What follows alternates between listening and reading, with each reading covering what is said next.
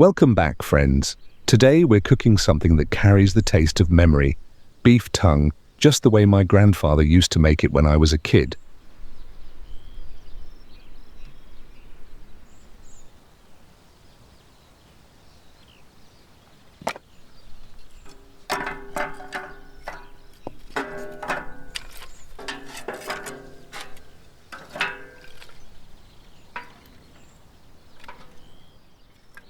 The sound of fire, the smell of wood, and that slow tenderness of meat. It always felt like time stopped for a while.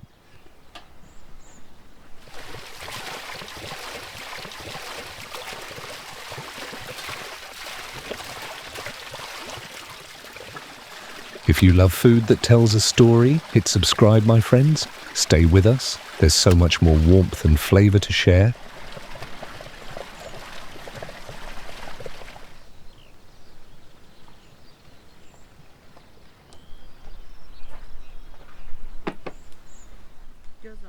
Beef tongue has always been the kind of meal that takes time, not just to cook, but to appreciate.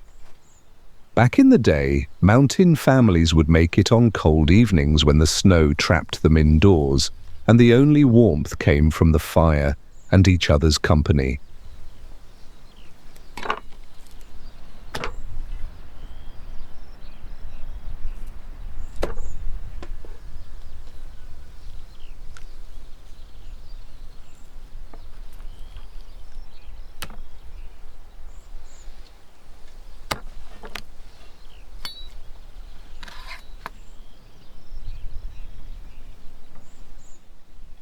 It wasn't a fancy dish, it was survival food, tender, hearty, made from every part of the animal.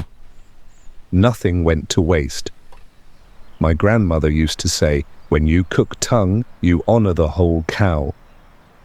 That was her quiet kind of wisdom.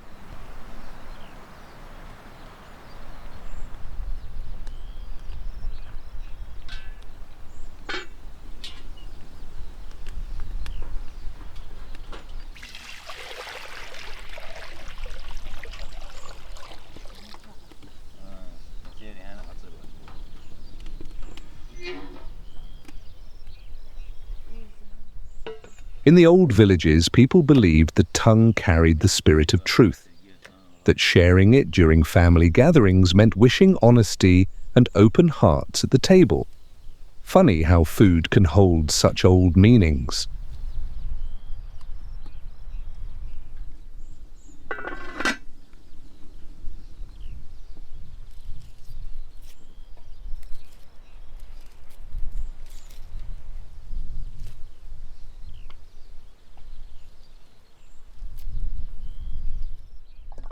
In mountain regions, especially in Eastern Europe and the Caucasus, beef tongue became a symbol of hospitality.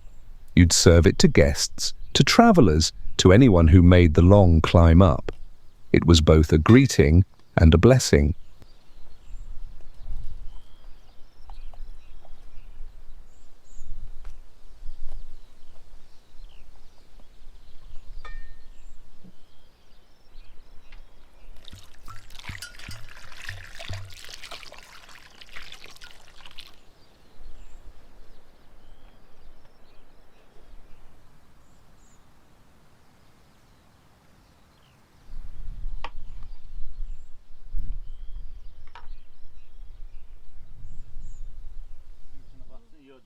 My family's version always started with river water. Yes, real mountain water carried in buckets from the stream nearby. That's what gives it soul, my grandfather said. I never argued with that.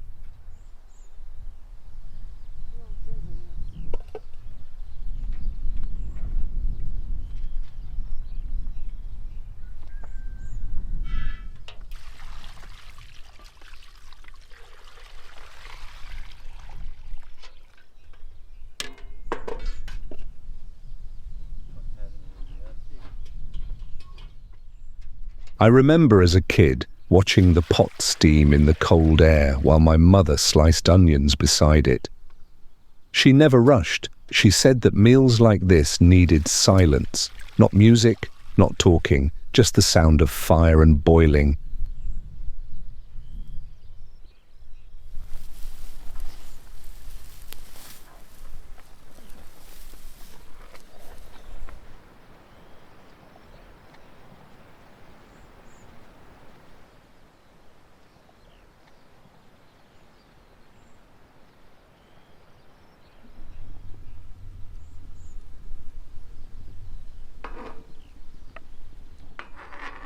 It takes about 3 hours to make it right.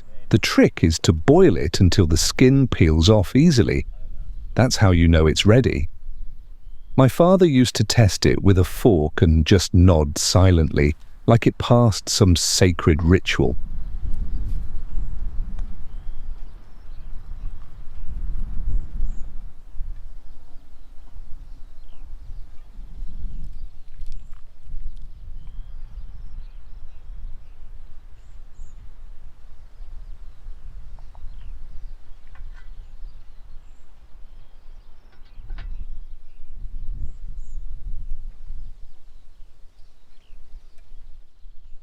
Every family had their secret. Some added horseradish, others mustard or vinegar. My grandma always served it with freshly grated garlic to wake up the flavor, she said. And she was right.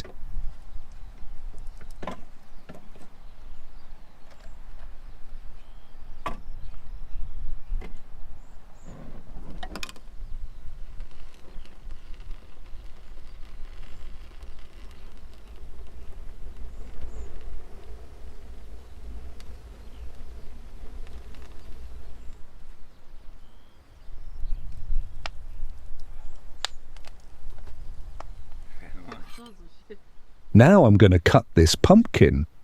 My wife wants to roast it today. She says it smells like home once it's in the oven, and she's right. There's something comforting about that sweet, earthy scent filling the kitchen.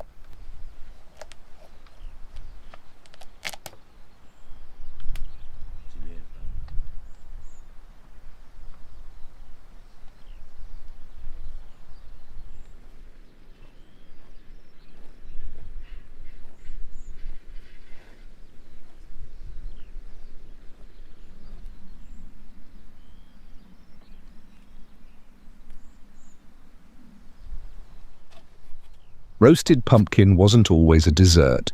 In the old days, people cooked it over fire simply because it was cheap, filling, and lasted through winter.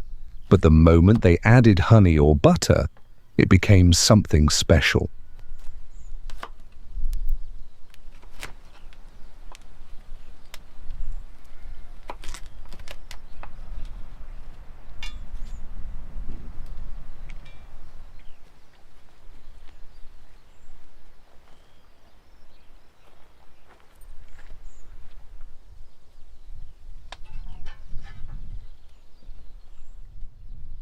My grandmother used to bake pumpkins in the ashes of the fireplace. No trays, no foil, just the raw fruit resting on glowing coals. She said that's how it learns to be sweet. I never knew what she meant until I tried it myself.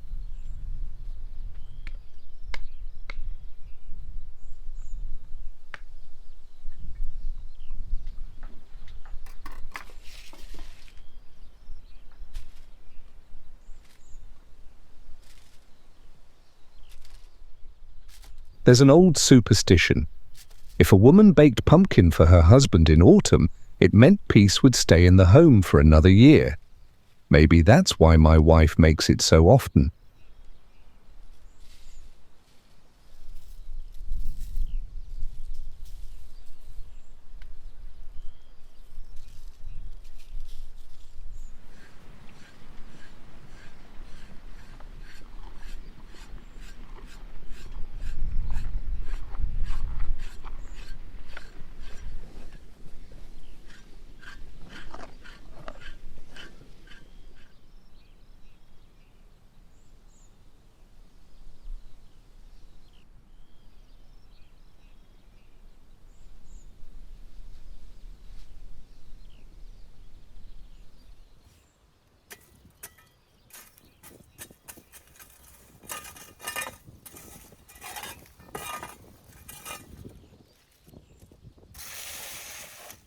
I'm sending these pumpkin pieces into the oven, just a sprinkle of sugar, nothing more.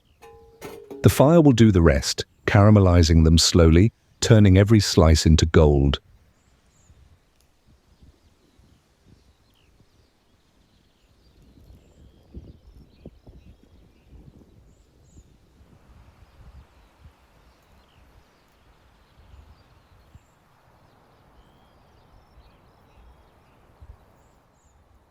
While it bakes, I'll go pick some berries for tea.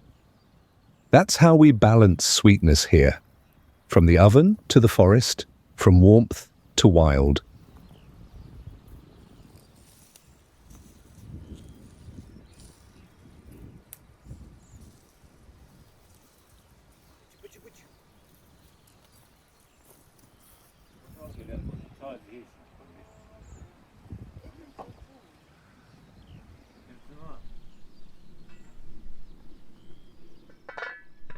All right, the tongues are almost ready.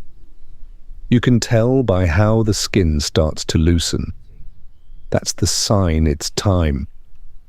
This part always fascinated me. It's like revealing the tenderness hidden underneath hours of patience.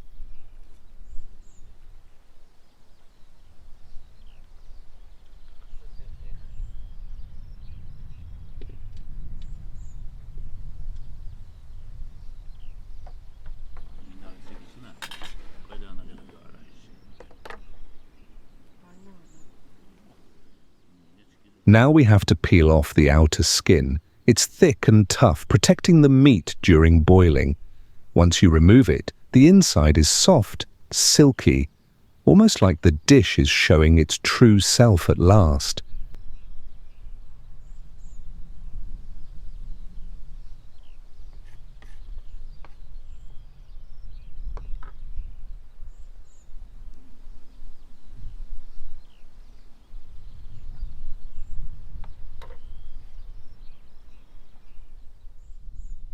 My grandmother always said, never rush this step. The skin comes off easily only if you respected the cooking time.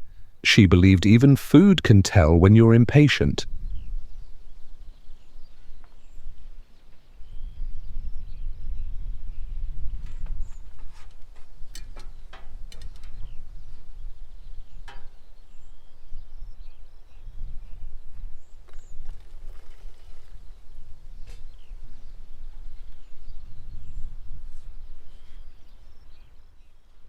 Did you know that centuries ago beef tongue was served only at royal tables in Europe?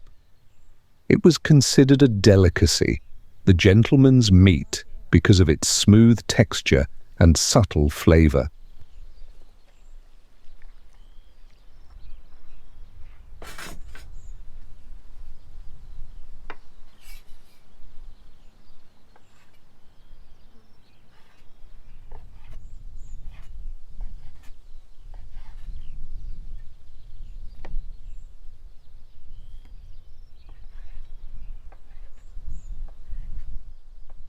There's something symbolic in this, don't you think?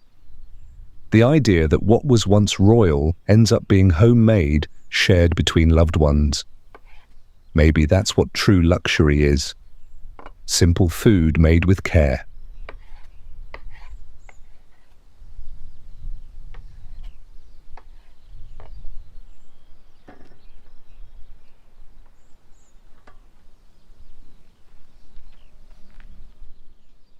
Some people fry it after boiling, others slice it cold with mustard. In our family, we keep it simple, just a bit of salt and herbs, because the best part of cooking is tasting the honesty of the ingredient itself.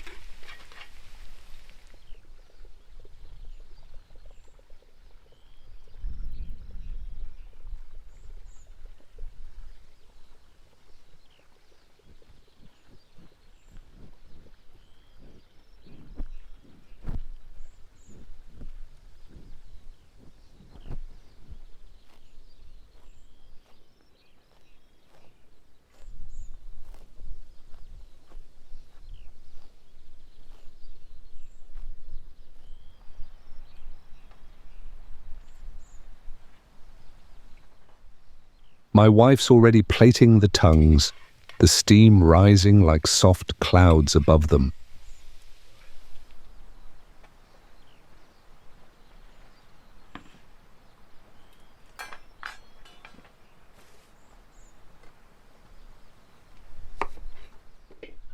Now she's chopping onions, fine, quick strokes that fill the air with that sharp, clean scent. A handful of fresh herbs joins the plate, parsley, maybe a bit of dill. She says it's not just garnish, it's memory of summer caught in green.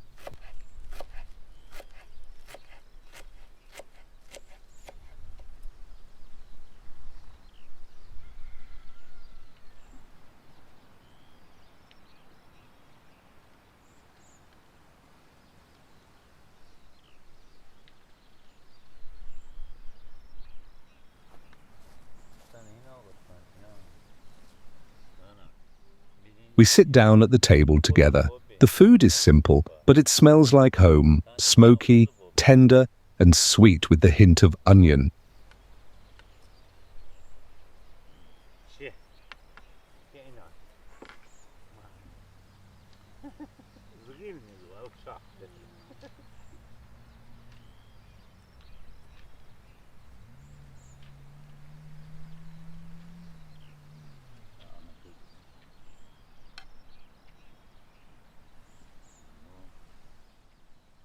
The first bite always hits different.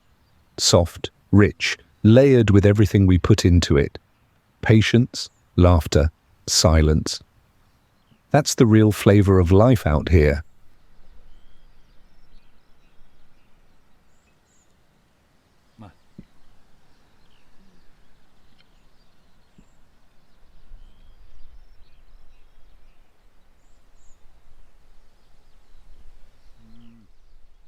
So here's to warmth, to homemade food, and to moments that bring people closer.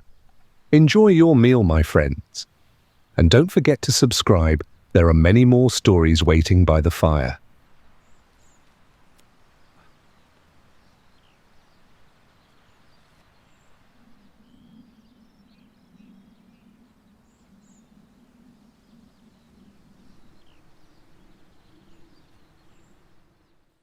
Today we're roasting a big gobbler with apple and chestnut stuffing, a timeless family favorite. The golden skin, the aroma of roasted meat, and the sweet nutty filling make it feel like home.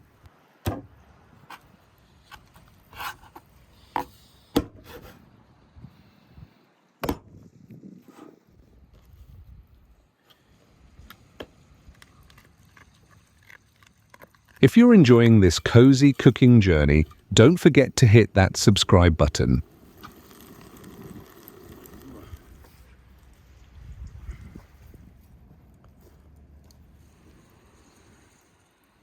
Did you know this style of roasting turkey goes back centuries?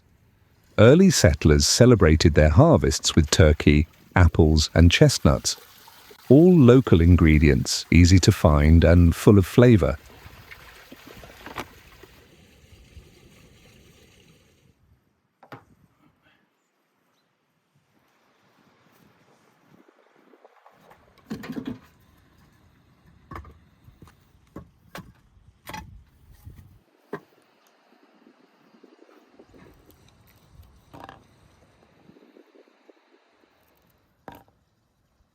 Chestnuts used to be so valuable in Europe that people would actually trade them for bread, cheese, or even a few fresh eggs.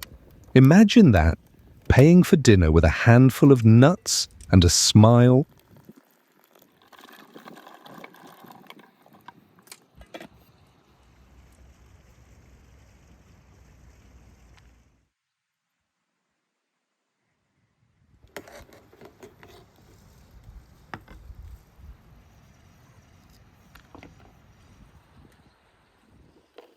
Apples keep the stuffing juicy and the turkey tender. Generations of cooks discovered that fruity acidity balances the rich, nutty taste, creating that warm, comforting flavor of family dinners.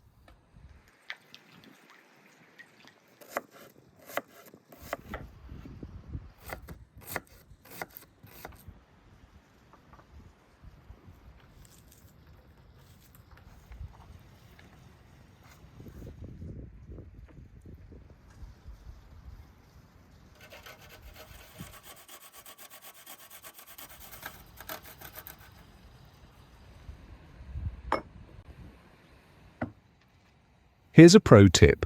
Roast your turkey breast side down for the first hour. It locks in the juices and makes the meat incredibly soft and flavorful. A tiny trick that changes everything.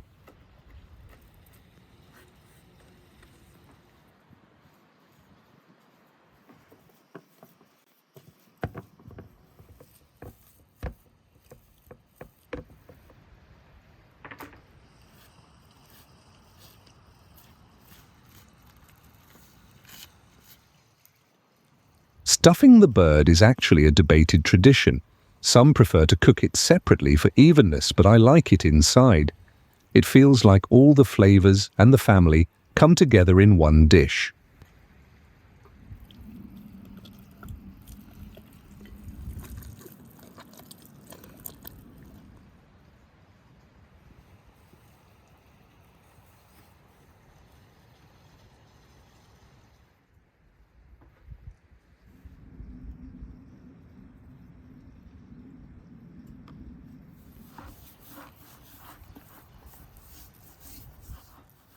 Quick advice, toast the chestnuts before mixing them in.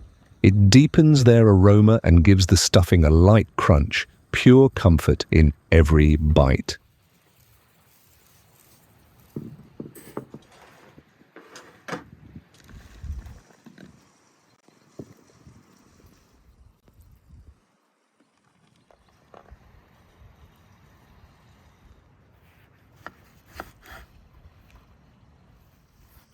Back in the day, turkeys were roasted over open flames outdoors. Families gathered around the fire, telling stories and laughing.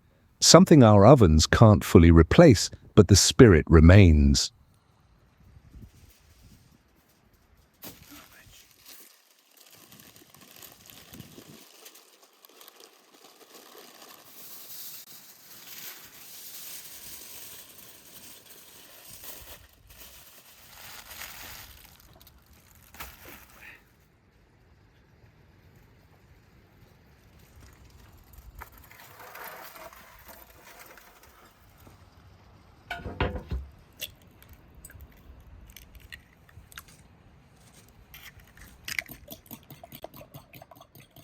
While I handle the turkey, my wife's baking her signature apple pie, a recipe passed down through generations.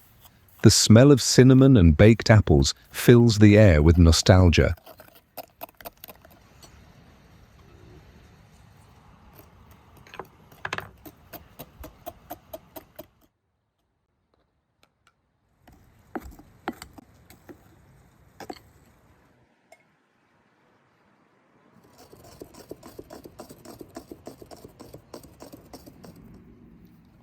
Fun fact, apple pie didn't actually start in America. It came from medieval Europe, where pies were stuffed with apples, spices, and sometimes even meat.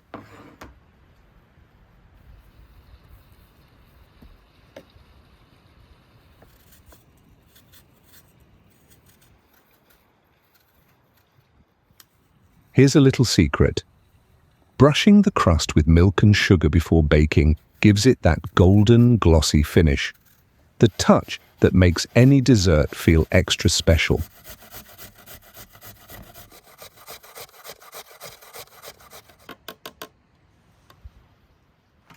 Early recipes often mixed apples with fruits like quinces or pears for more depth. We mostly use apples now, but the creative spirit still lives on.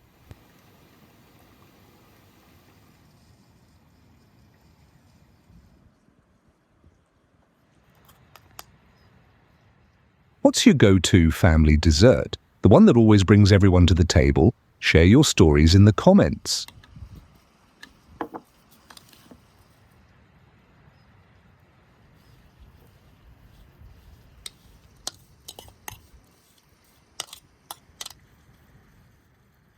A sprinkle of fresh lemon zest over your apple pie adds brightness.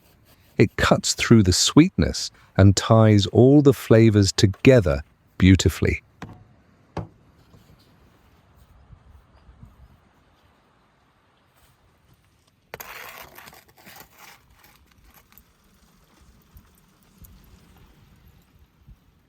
Now my wife's slicing oranges for a fragrant tea. The citrus aroma fills the kitchen, blending perfectly with the scent of baked pie.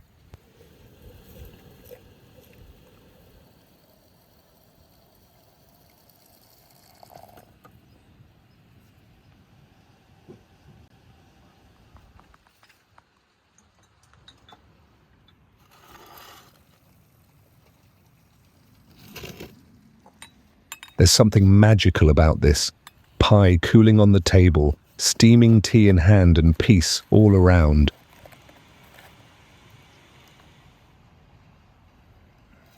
So delicious.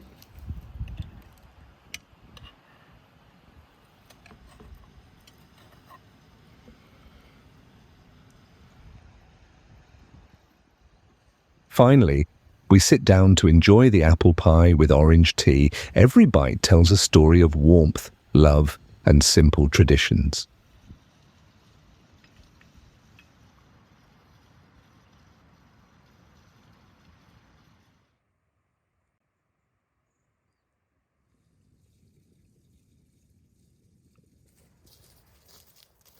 Meanwhile, we dig out our old clay jug from the ground, kept there to stay cool and preserve the natural flavor of drinks.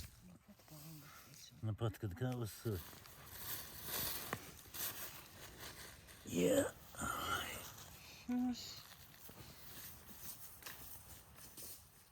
Before using it, it needs a good wash.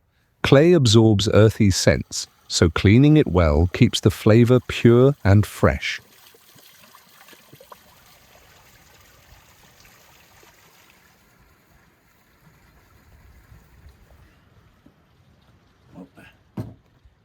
And now, the turkey's ready.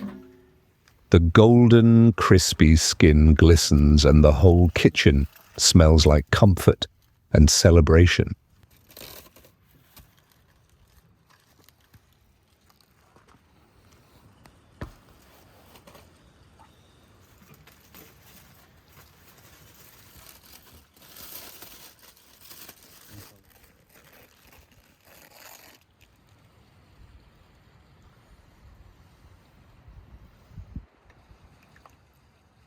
Quick tip, let the turkey rest for 15 minutes before cutting.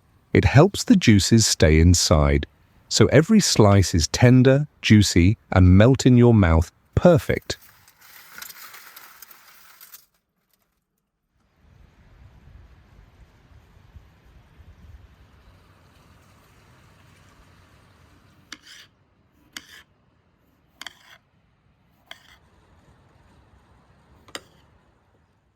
Look at that stuffing. Apples, chestnuts, and spices blending beautifully. It's like history and family memories on a plate.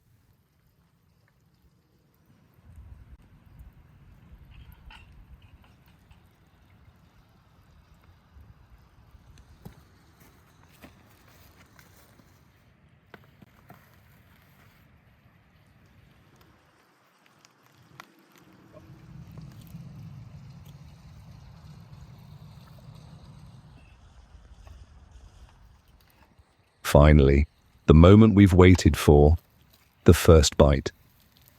The aroma has been teasing us all day, and now it's time to taste the magic.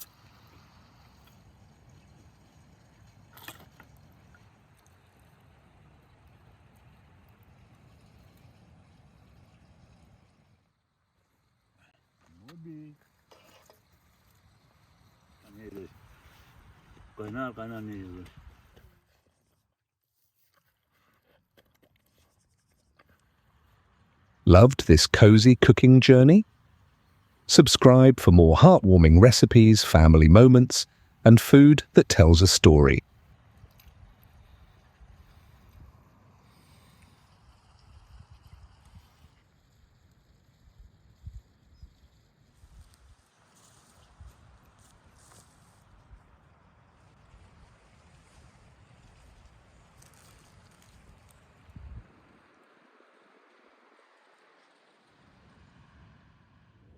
Today we're making pilaf.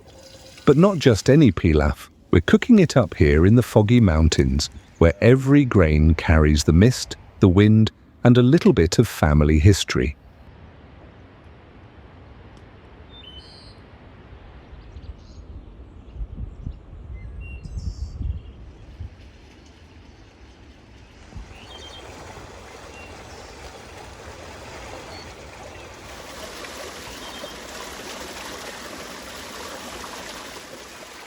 While I'm washing the meat, don't forget to hit subscribe.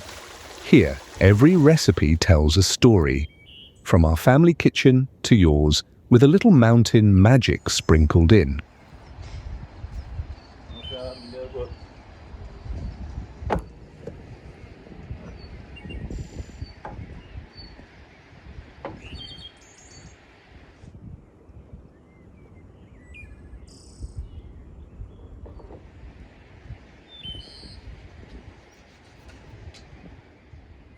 I'm starting to cut the lamb leg into pieces, the kind of meat that will make our pilaf rich and tender. Every slice reminds me of how this dish has traveled through time and across lands.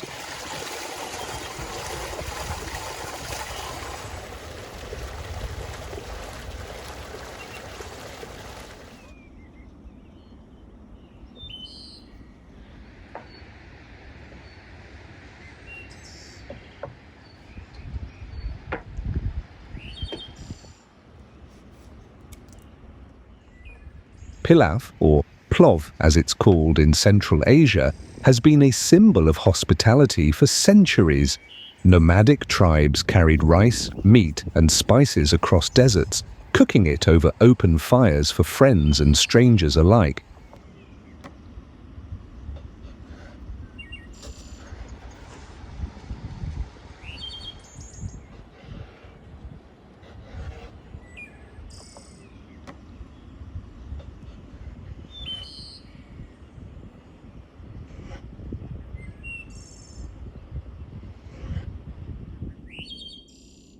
In old Uzbek and Persian households, pilaf was reserved for celebrations, weddings, births, and harvest festivals. Its aroma would announce a feast even before guests arrived.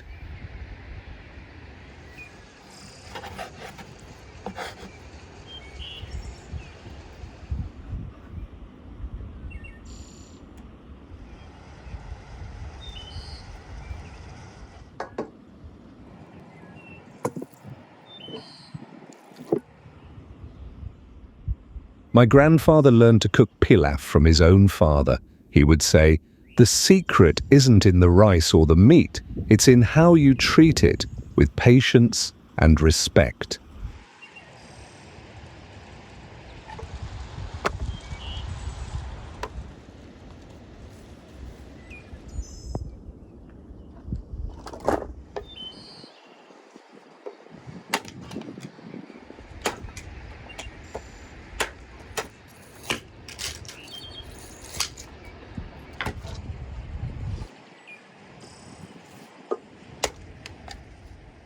Some historians say pilaf dates back over 1,000 years. Traders along the Silk Road exchanged not just spices but recipes, making each version unique to its region.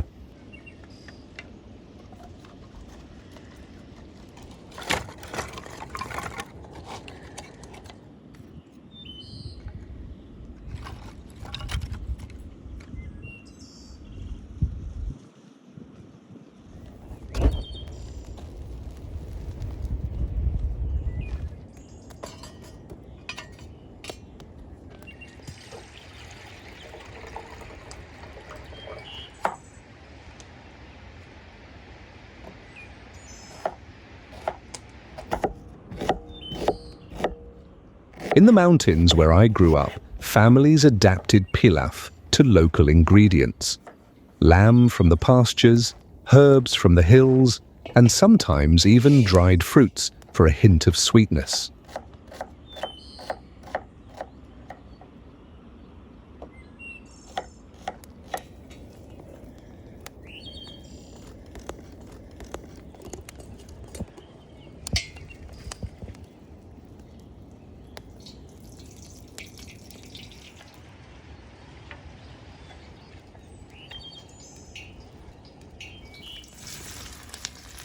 Cooking pilaf is almost ritualistic. You fry the meat first, then onions, then rice, layering flavors carefully. Each step teaches you patience, something I learned from watching my grandmother.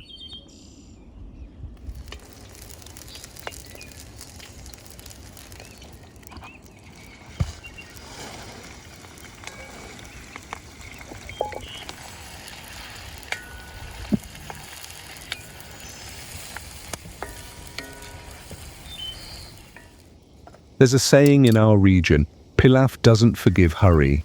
If you rush it, the rice sticks, the flavors don't meld, and the magic disappears. It's a lesson not just for cooking, but for life.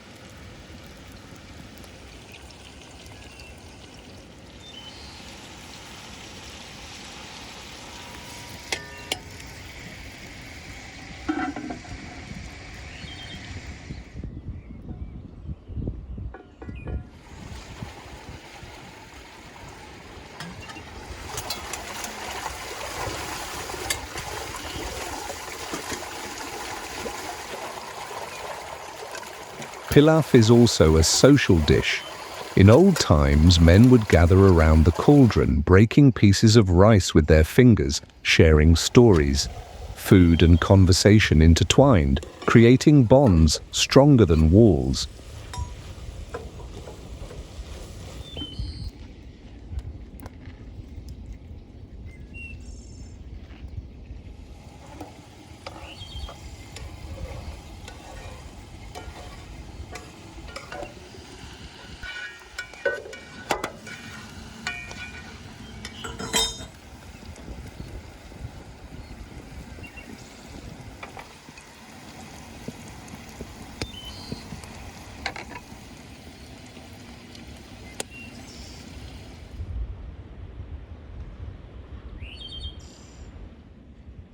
Some families add carrots in long strips, others add chickpeas.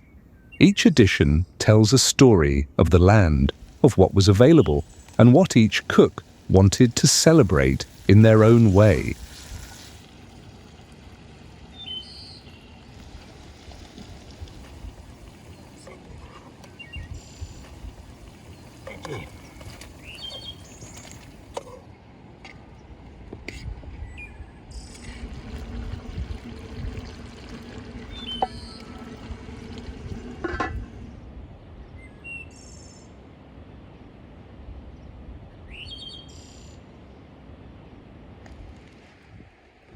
I've just prepared the pot so my wife can cook the rice. There's something meditative about this step, knowing that in a few moments each grain will swell, absorb flavors, and become the heart of our pilaf.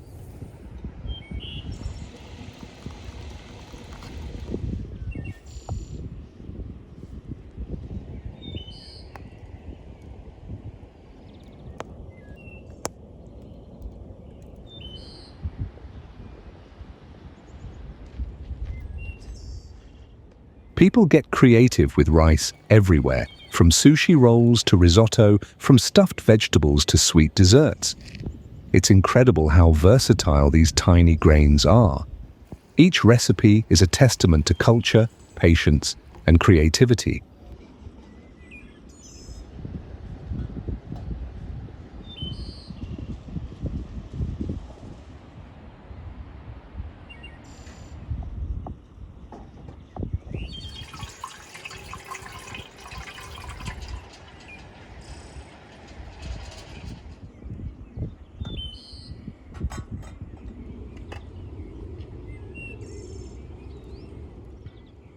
In some regions, rice is more than food, it's tradition. In Japan, rice is sacred, used in ceremonies and festivals. In Spain, paella is a symbol of gathering, while in India, biryani tells stories of royalty and celebration.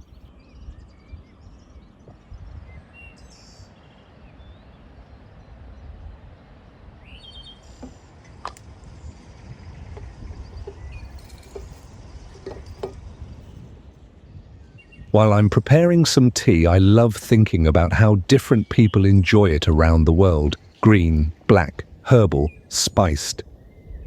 What about you, friends? How do you like your tea? Simple, sweet, with spices? Or maybe a family recipe passed down through generations?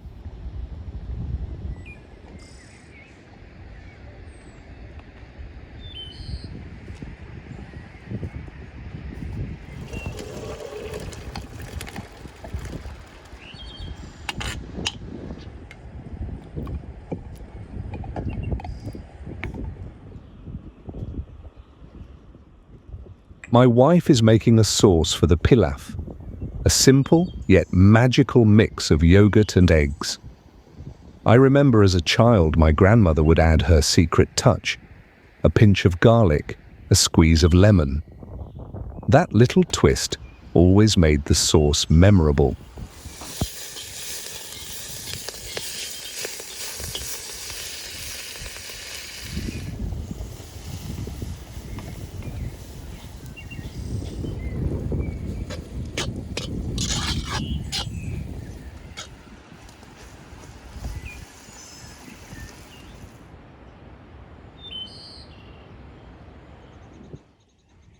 Yogurt-based sauces have been part of Middle Eastern and Central Asian cuisine for centuries.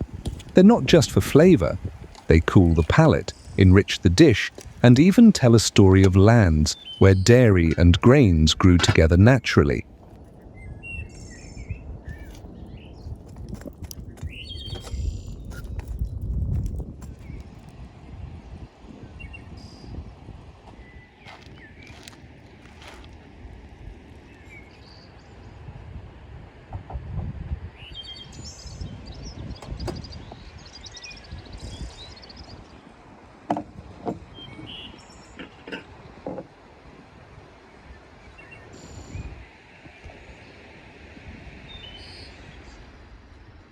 Right now, we're taking a little break to enjoy tea with jam and cookies. It's a simple pleasure, but these small moments always feel like the heart of the day. Warm, sweet, and comforting.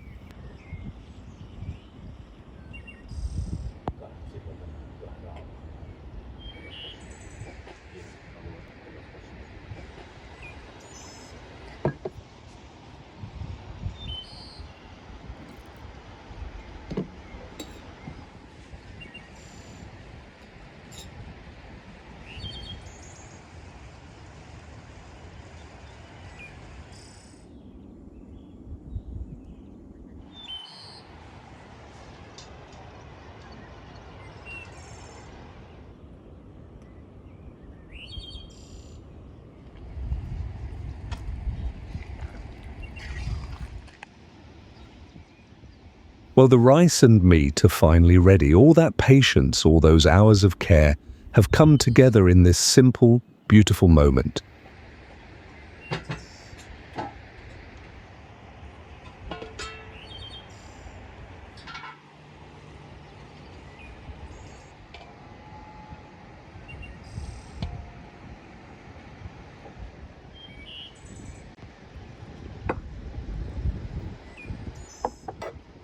Now it's time to plate them together. The steam rises, the aroma fills the air, and you can see every grain of rice glistening alongside the tender, flavorful meat.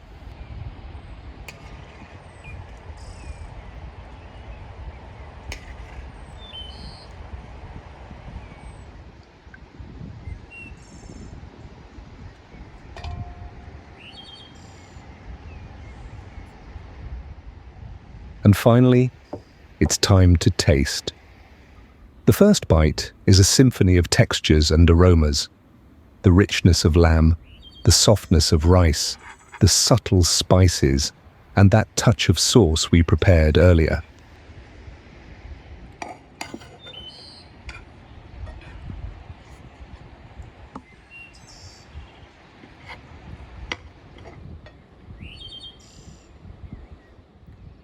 Thank you so much for joining us today. Don't forget to subscribe so you can follow more stories, more recipes, and more moments like this.